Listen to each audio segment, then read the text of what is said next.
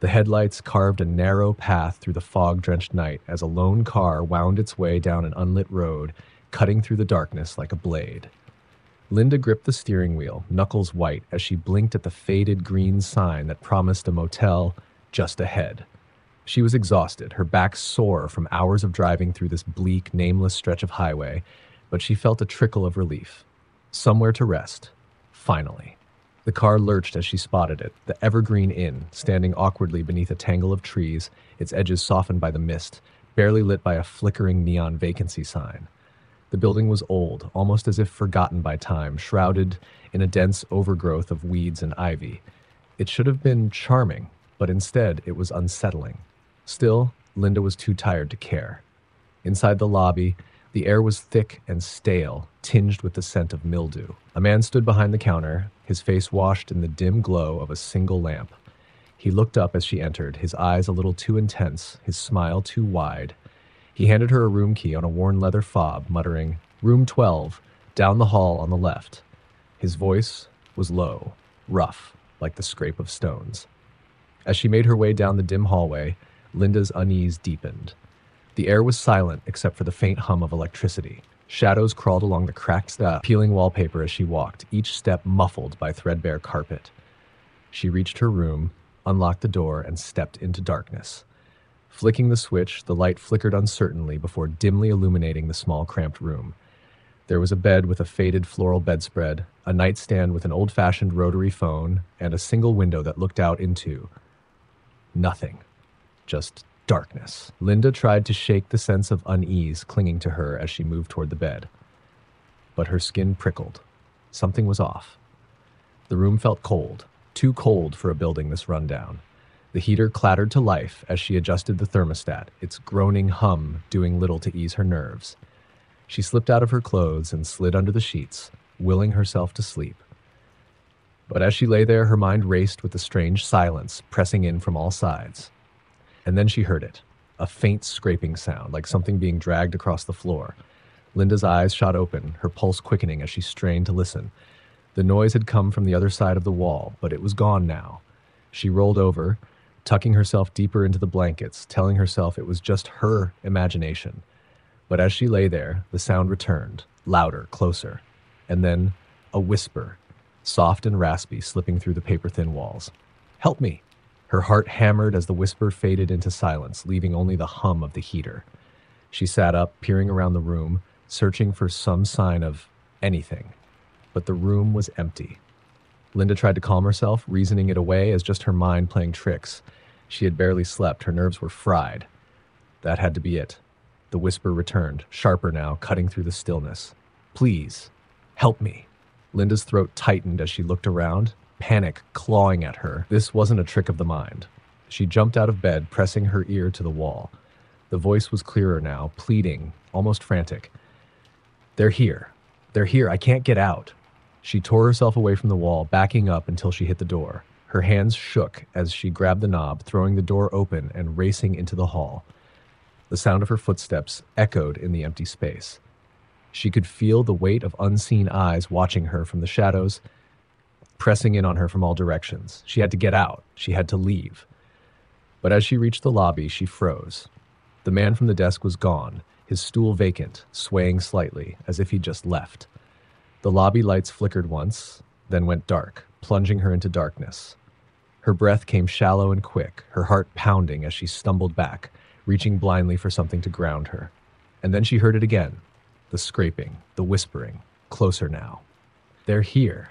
She bolted toward the front door, grabbing the handle, but it wouldn't budge. She yanked and pulled, but it was as if the door had fused into the wall. Her panic flared, and she turned, searching desperately for another exit. The shadows seemed to pulse, closing in on her. And then she heard it. Footsteps. Slow, deliberate, coming from the far end of the hall. She spun around, her eyes widening as she saw them. Figures, faint and gray, creeping through the darkness, their faces contorted with expressions of torment and despair. She stumbled backward, her mind reeling as they moved closer, their eyes hollow, their mouths opening in silent screams. She could feel their agony, their desperation seeping into her, thickening the air. And then she saw him.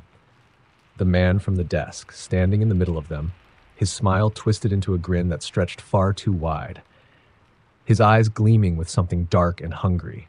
"You can't leave," he said, his voice a low, guttural whisper that sent chills racing down her spine. "You're part of us now."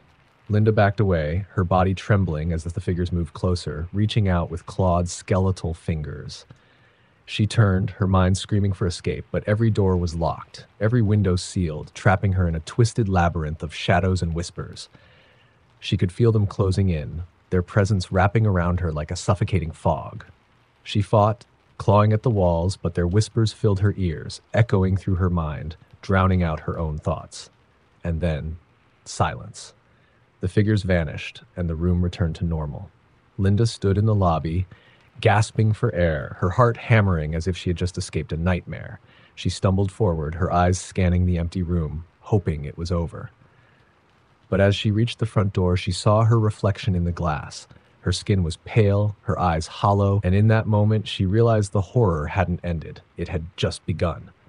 The man from the desk appeared behind her, his smile spreading as he whispered, "Welcome to the Evergreen Inn." And as Linda stared into her own reflection, she saw herself fading, her body blurring into the glass, trapped forever among the shadows of the Evergreen Inn. The vacancy sign flickered, and somewhere another car pulled up, its headlights slicing through the fog. The cycle began again. There's something strange about the Morrison Motel, sitting off a quiet highway exit, shrouded in trees that cast long, creeping shadows over its roof. It's small, old, and seems to defy the passing of time, barely visible from the main road.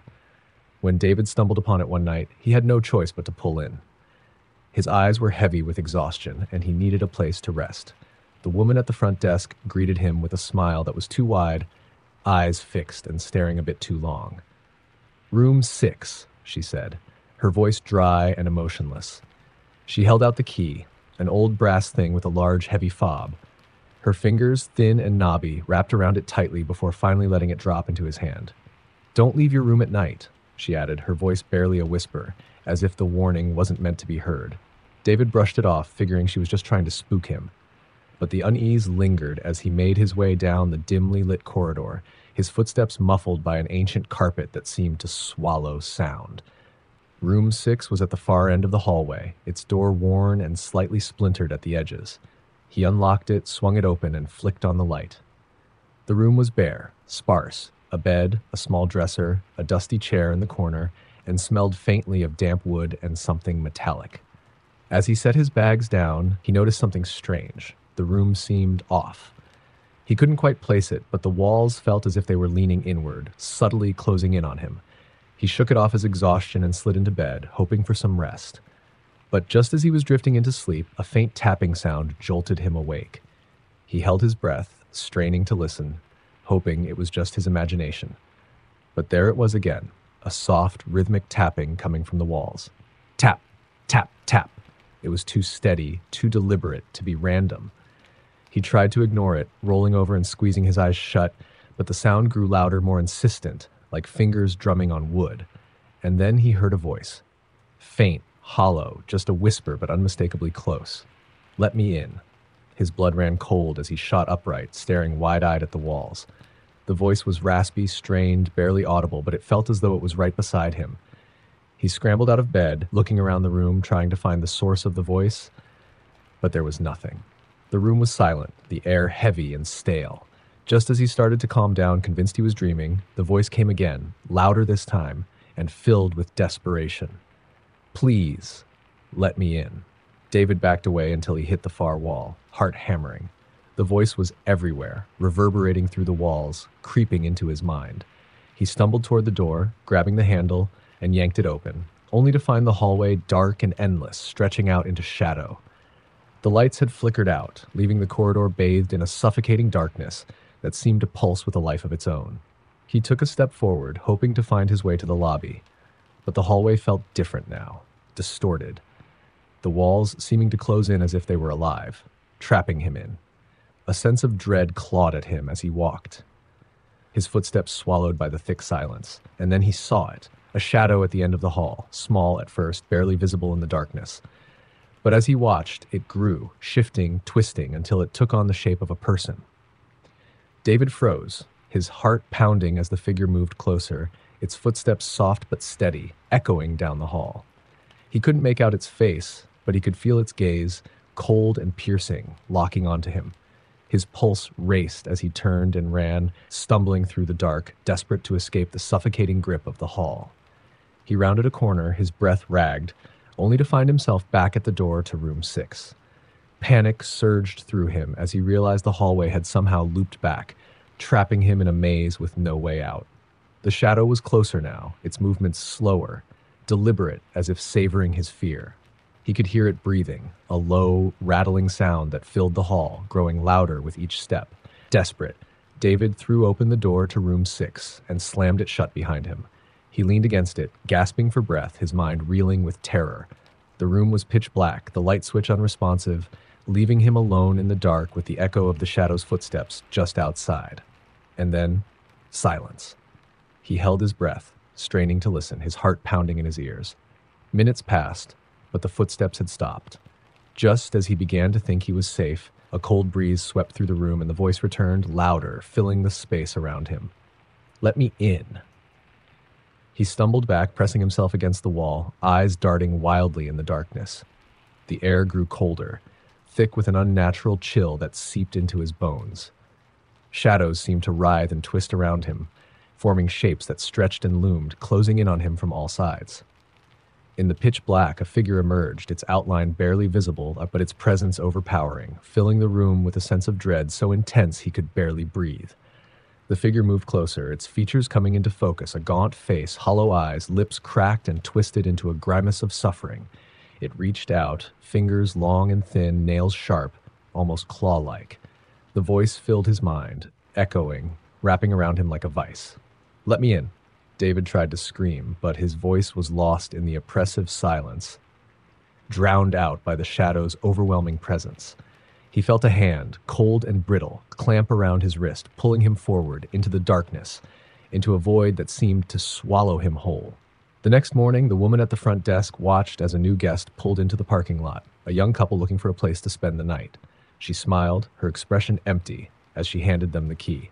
"Room 6, she murmured, her voice low and lifeless, as if rehearsing the line from memory.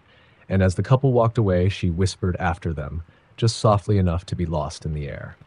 "Don't leave your room at night." The old Maple Motel was barely visible from the road, shrouded in thick trees and clouds of mist. Its sign, weathered and faded, hung at an odd angle as if tired from years of disrepair. Cassie had been driving for hours, exhausted, and despite the motel's eerie vibe, she felt her fatigue overpower any unease. She parked her car and stepped into the heavy, silent night.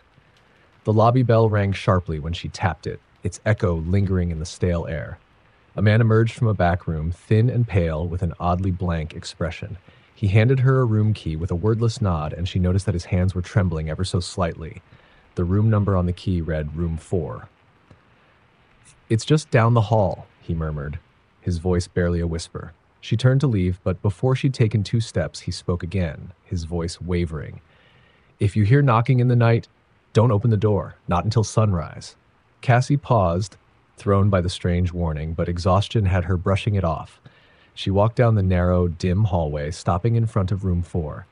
She opened the door and flicked on the light. The room was plain. Just a bed with an old comforter, a nightstand, and a small, dusty window that offered no view, only darkness beyond.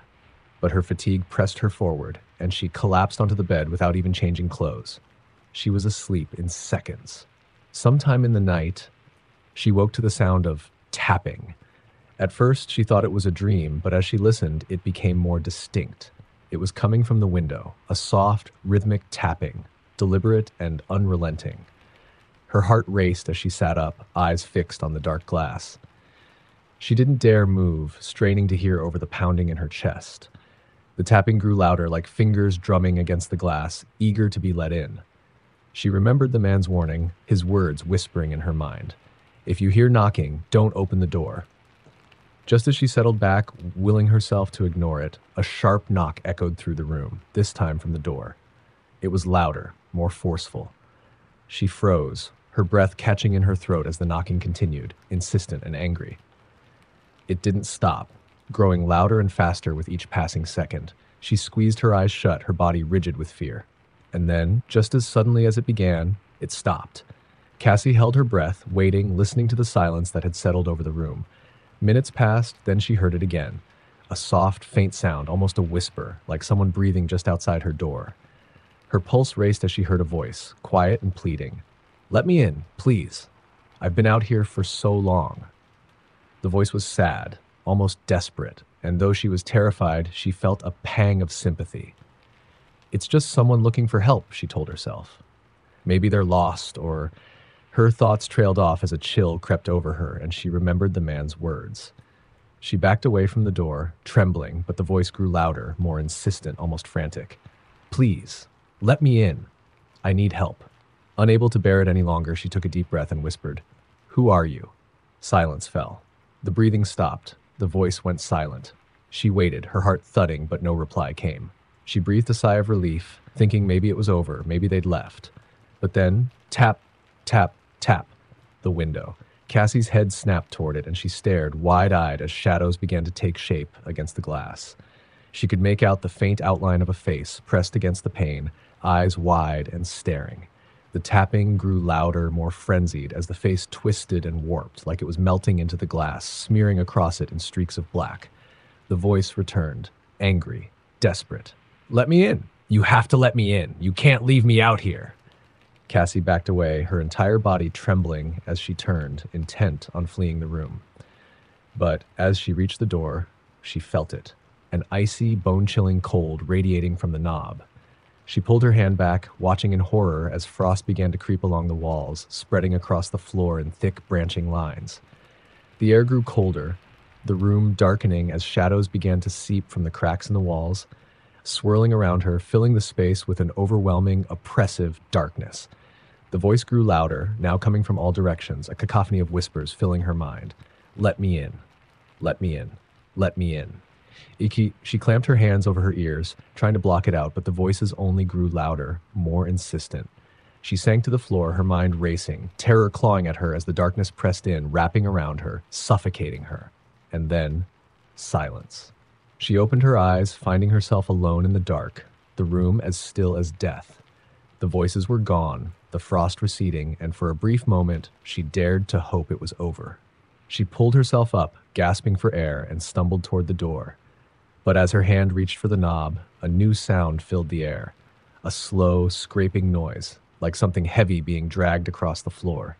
Her breath caught as she turned, staring into the darkness.